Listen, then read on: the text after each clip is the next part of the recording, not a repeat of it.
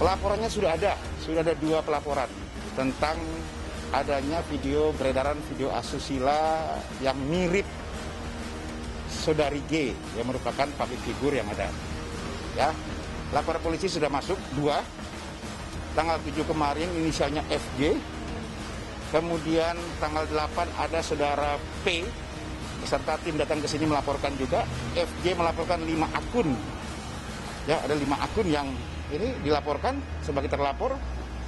Kemudian sudah kita teliti dan sudah memang ditangani oleh tim unit cyber, tim sus Polda Metro Jaya. Ya, unit cyber sedang mendalami semuanya. Rencana, karena ini masih masuk penyelidikan. Rencana hari ini pelapor dan saksi-saksi akan kita klarifikasi untuk kita minta keterangannya hari ini. Ya, saudara FG ini hari ini kita panggil. Kita klarifikasi, undang untuk klarifikasi hari ini berdasarkan membawa bukti-bukti yang ada. Tadi saya menghadiri panggilan sebagai saksi pelapor dalam kasus ini. Saya pun tadi udah menjawab sekitar 30 pertanyaan dari penyidik. Pertanyaan-pertanyaan itu saya menjawab kapan terjadinya atau kapan saya lihat pertama kali itu video disebarkan. Terus yang kedua, siapa saja yang di dalam. Dan posisinya saya semua udah jawab. Kita sudah cek 5 akun dilaporkan, 2 udah tutup. Ya, 2 sudah ditutup. Tetapi yang perlu diketahui bahwa jejak digital itu tidak akan pernah hilang. Ya, tetap akan kita lakukan pendalaman. Kita tunggu nanti semuanya bagaimana hasil klarifikasi terhadap pelapor dengan membawa bukti-bukti yang ada.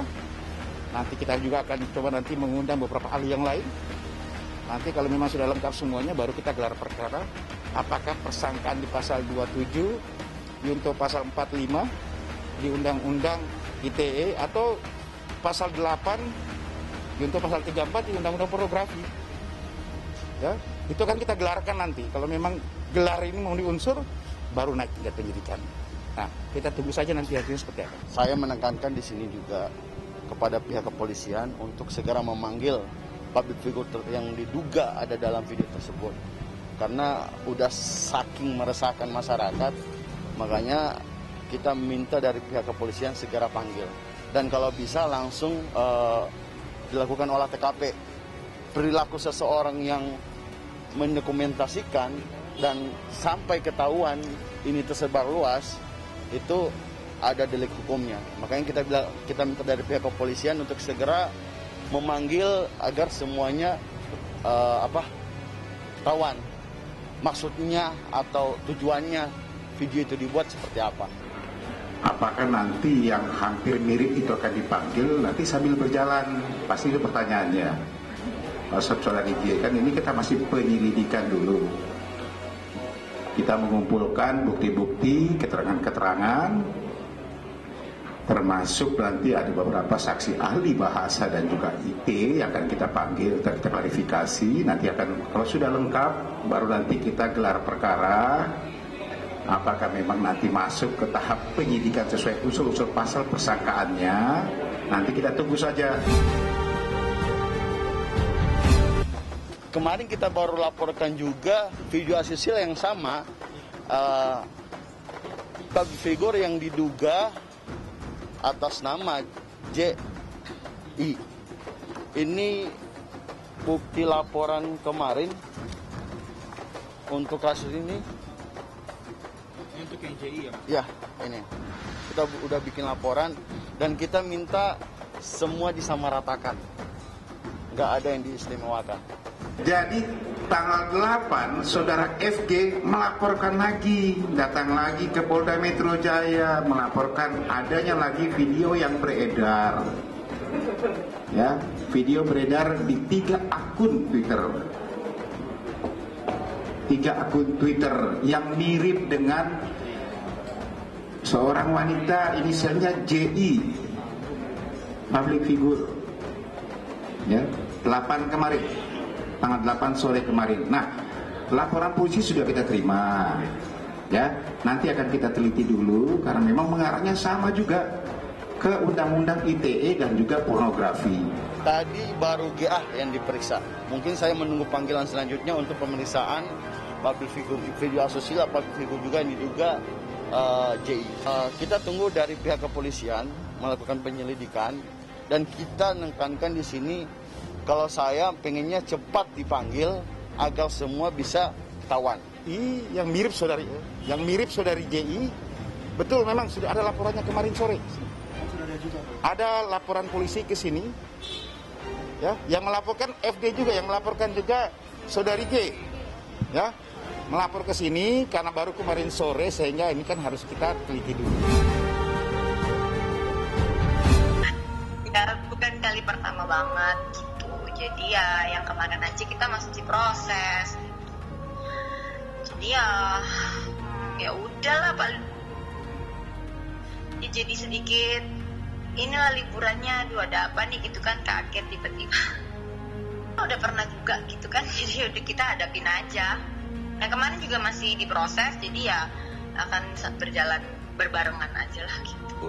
Ini bedanya jauh banget. Gisel di tahun lalu itu terlihat bahwa bahasa tubuhnya itu benar-benar loose, nggak ada tense sama sekali, nggak ada tekanan. Jadi ketika dia bilang, coba kalau kan cuman wajahnya dilihat dari angle yang bagian sini nih segala macam, dia sebutin loh bahkan. Dia sebutin loh, terus saya nonton, terus saya tutup pintu kamar, kunci, terus saya nonton sendirian gitu udah, yang mana sih gitu ya, terus saya, gini segala macam. Itu benar-benar dia as it is gitu ya, Gisel gitu, yang lepas, outspoken, terbuka, nggak ada beban. Tapi yang ketika memberikan respon terhadap videonya yang sekarang, Gisel itu terlihat benar-benar nahan. Kenapa? Kan tangannya megang telinga gini gitu, pelan gitu. Terus ketika ditanya itu pace-nya pelan. Gisel itu ketika bicara pak gitu. Itu polanya Gisel. Yang di sini lebih berhati-hati, lebih tak.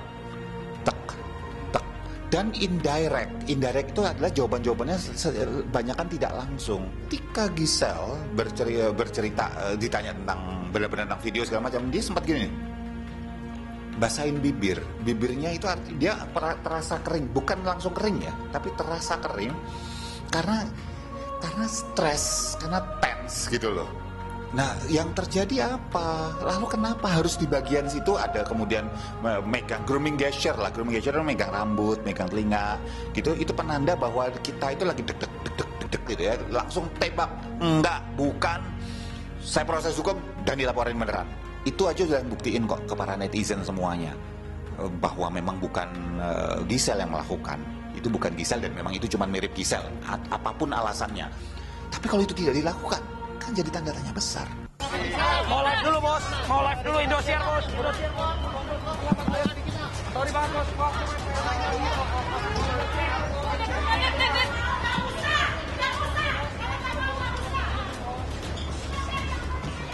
Ya aku sih nggak tahu seperti apa. Ya pokoknya tunggu aja perkembangannya seperti apa. Kita juga nggak mau ibaratnya berburuk sangka sama orang gitu aja. Dengar hawar-hawar segala macam, ya tapi kan kita nggak tahu secara pasti gitu. Kita kan semuanya kan melihat juga ya seperti apa ke depan gitu aja. Nauzubillah min dzalik. Jangan sampai jauh-jauh. Enggak juga sih, maksudnya itu dia balik lagi mas. Mungkin kalau buat dari siapapun dia, kalau dia punya basic background dari pendidikan orang tua ataupun agama, yang saya bilang tadi, kalau dia ngelakuin itu, jangankan mau ngelakuin, mau coba aja, dia akan paham, dia akan berpikir panjang. Kalau curhat ya, dia jujur untuk hubungan ini, dia nggak terlalu banyak cerita sih. Mungkin ya yang gue tangkap sih mungkin dia lebih fokus kali ya untuk pertama karena ini disorot banget, jadi dia lebih menjaga gitu. Dia pengen mungkin hubungan quality mereka itu lebih lebih intens dan lebih bertujuan kali ya. Jadi gue lihat sih lebih serius gitu ya. Jadi kalau untuk cerita ini gini-gini dia nggak terlalu banyak cerita sih untuk hubungannya dia gimana. Tapi sih yang kita lihat ya sebagai teman sih positif sih ke depannya sih. Udah kelihatan sih, maksudnya kita cuma lihat dari kacamata sahabatnya dia, kacamata teman dia. Ngelihatnya dari perilakunya dia lebih lebih baik, lebih banyak positifnya, lebih banyak hal sih. Ya yang kita lihat banyak hal sih, kayak mungkin dia lebih fokus sekarang kayak karirnya, terus lebih ngurangin main-mainnya. Tapi untuk sama silaturahmi sama temennya tetap jalan gitu. Lebih banyak hal positif sih. Ya memang banyak yang bikin baper sih, maksudnya hubungan mereka itu. Di sisi lain Lesti juga orangnya manis, Rizky Bilar ganteng, jadi ya banyak yang baper gitu, terbawa perasaan kodong. Target nikah enggak, Didi waktu target itu nikah sedikasinya Allah aja. iya, Didi jauh gitu sedikasih. Kalau memang aduh kok sama jodohnya, kalau Didi selalu bilang gini, kalau memang jodohnya udah dekat, alhamdulillah. Tapi kalau belum ya nggak apa-apa gitu. Bagus dong kalau misalkan dia mau menikah ya. Kalau dia mau menikah tahun depan bagus, karena saya bisa diundang nyanyi, kita bisa ketemu sama teman-teman alumni DA1 2014. Aduh seru banget. Ayo menikah Lesti supaya saya bisa nyanyi di acara kamu ya. Bukan cuma dari fansnya Leslar. Jadi kita juga semua teman-teman Lesti mendukung kalau misalkan Lesti bisa sampai menikah. Saya mendukung 100% untuk dia bisa sampai ke jenjang pernikahan, amin. Jadi didoakan saja semuanya, semoga hubungan mereka itu langgeng. Kalau kita sih ya menikah itu kan hal yang positif ya, jadi kita sih dukung aja kalau memang dua-duanya cocok, dua-duanya pengen mengarah yang lebih serius ya kita mendukung justru dong sahabat kita ke arah yang baik gitu. Nggak mungkin dong kalau misalnya kita malah jangan deh jangan merit dulu apa gimana ya, enggak lah. Karena kan merit juga kan gimana ya menyempurnakan setengah agama, jadi justru kita support malah karena banyak banget sorotan ya di situ. Dia malah justru nggak terlalu banyak ngomong sih, tertutup. Tapi mungkin ya kita sebagai sahabat atau teman itu kita cuma melihat aja bahwa melihat perubahan Bilar itu sangat baik gitu ke arah positif. Jadi ya kita malah seneng gitu. Nikah muda ya, kalau jodohnya dikasihnya cepat alhamdulillah. Tapi kalau enggak ya Dede mah diserahin aja semuanya. Tapi target mah ya ditargetin, kalau buat diri sendiri mah pasti ada. Cuman kalau buat Dede tuh nggak mau terlalu ngoyo yang balance aja sih. Dibilang nggak mau juga ya Dede mau kalau udah ada jodohnya mah gitu.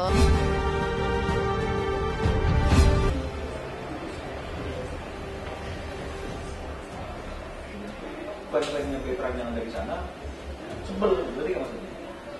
Nah, sebel jadi akhirnya bergantian gitu. Nah, justru karena itu kita bikin prosesnya seperti itu. Musuhnya makin banyak tuh. Nah, apalagi kalau kita bilang ya kalau saya merespon baik lah gitu. Pokoknya panjang sampai akhirnya saya mau menerima untuk bisa ketemu gitu. Tapi semuanya saya sudah serahkan sama kuasa hukum yang ya sama-sama menguras energi, waktu, pikiran. Saya pun sampai sekarang juga ya kepikiran terus tentang perkataan itu. Masing-masing mungkin yang bersangkutan juga punya trauma, saya mengerti itu. Tapi saya juga jelaskan, saya kedepannya trauma akan anak saya kalau melihat tayangan ini, akan melihat video itu pasti akan trauma, bahkan mungkin seumur hidupnya mungkin. Tapi ya segala niat baik dan yang lainnya saya maafkan ya, sesama manusia sudah pasti saya maafkan. Tapi bagaimana kedepannya ya pasti kalau dari saya dan Bang Minola tetap ya proses hukum berjalan. Ini saya yang membuat saya sedih dan gua sampai nggak selera makan, sampai nggak ini, karena gimana sih ya, ini kan masalah tentang anak gitu, masalah tentang anak Mbak. Gue ngelihat ada bunuh Thalia, itu hati gue tuh hancur, sakit, sedih. Itu yang gue rasain. Ada Bertrand, anak pungut. Saya cuma bilang, boleh nggak lu gunain kalimat lain selain kata anak pungut? Boleh nggak lu gunain kalimat lain selain kata anak pungut? malam ini saya diminta oleh Ruben untuk mendampingi dia karena keluarga dari anak yang mengupload foto ujaran kebencian terhadap Bertrand yang sudah kita saksikan bersama-sama, yang sebagian daripada kata-katanya ada kata-kata anak pungut, itu datang ingin bertemu dengan Ruben untuk meminta maaf ya, didampingi oleh kedua orang tuanya dan juga oleh keluarga lainnya, ada bersama dengan saya pada malam hari ini. Tadi Ruben juga ada, baru saja meninggalkan tempat ini. Yang tujuannya adalah ingin meminta maaf dan menjelaskan kronologis kenapa ini anak tiba-tiba buat video yang isinya adalah ujaran kebencian kepada Bertrand, dan yang paling penting yang perlu digarisbawahi yang menyinggung perasaan Ruben dan juga mungkin menyinggung banyak perasaan masyarakat di Indonesia adalah adanya kata-kata anak tunggal. Ya. Dari pertemuan itu intinya kita sudah sama-sama menjelaskan bahwa tidak ada perbuatan yang tidak ada konsekuensinya. Semua perbuatan sekecil apapun itu ada tanggung jawabnya, ya. Jadi itu sudah kita sampaikan kepada anaknya, ya, yang mengupload video ujaran kebencian itu, ya, di sebelah kanan saya ini, dan juga udah kita sampaikan ngobrol dengan orang tuanya juga. Sedih lah, ini ulah anaknya jadi orang tuanya kena, kasihan lah, kasihan lah. Cuman maksud saya nggak mau terlalu gimana, karena biar saya kasih tahu bagaimana dampak-dampaknya yang dia lakukan secara sosial media gitu. Ya lega sekarang, tapi kan gue harus mikirin nanti Bertrand kalau dia memberikan pertanyaan ke gue, kan gue nggak bisa jawab. Gimana ya gitu. Jadi ini yang menjadi pemikiran saya sama bundanya udah di hari yang ketiga malam ini. Itu aduh apa ya kalau seandainya dia nembak pertanyaan gitu. Terus ini besok Senin gimana ya sekolahnya gitu, kasih kesempatan gitu. Jadi bingung gitu, saya takutnya ada yang nanya tentang masalah ini gitu kan, karena ini udah jutaan mata orang nih yang sedang menyaksikan. Tapi ya kalau ditanya ke saya ya begitu kondisinya gitu. Kontak batin adik kakak itu kuat. Ngelihat ada Onyo yang kayak begitu, percaya atau enggak Bang, Tania itu tidur per 1 jam bangun. Dan kalimat yang dia masih ucapkan di mulutnya dia itu kan antara ayah sama Onyo.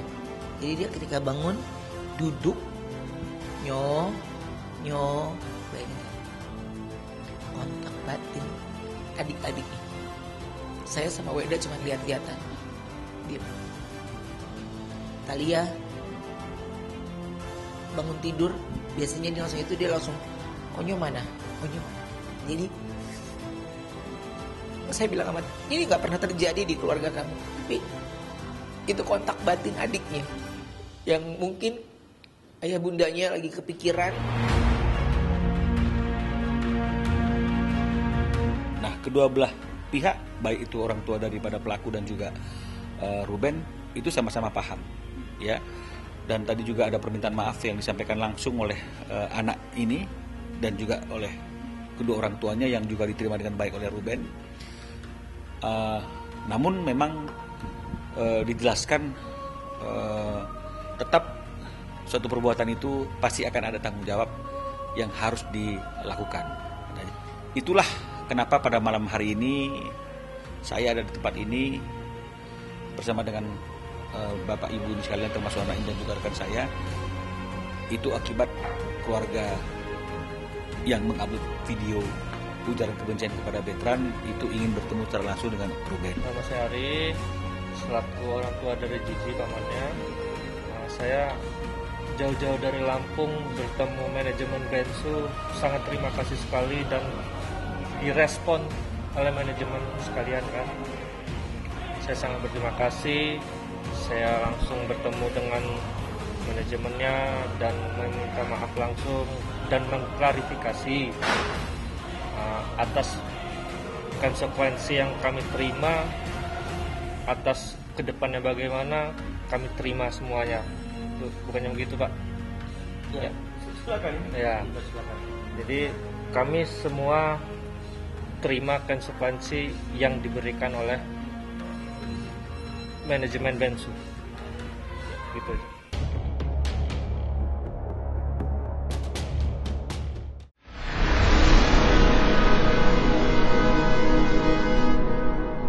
Jadi jangan lupa untuk subscribe Cumi Cumi. Ditekan ya tombol lonceng merahnya.